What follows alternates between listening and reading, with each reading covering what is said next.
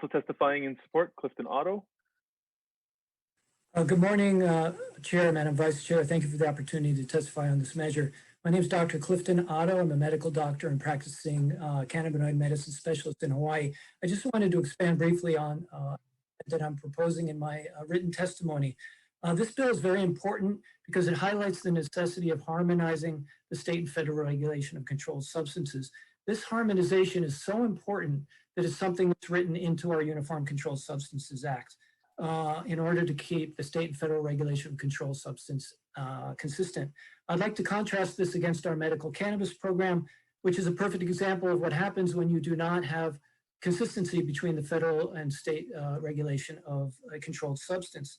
So this conflict has been creating a discrimination against the very patients that this program is supposed to be serving from public and private organizations across the state.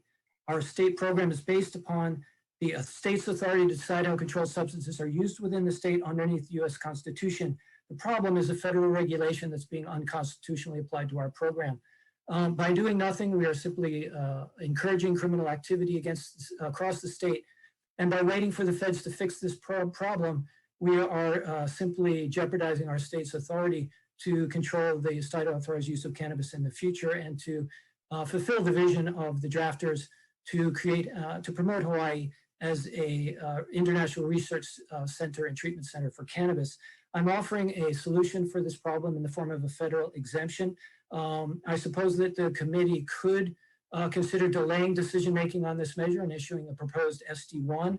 I guess another option would be to consider including this amendment in the decision-making that will occur after this hearing for SB89. Either way, I hope that the committee allows us the opportunity to discuss this possible solution directly in the public hearings. Thank you for hearing this testimony. Aloha. Thank you, Dr. Otto. That's all the testimony we received on this measure. Is there anyone else on the conference who would like to testify? Okay, members, questions? Okay, seeing none, we're going to move to the next measure.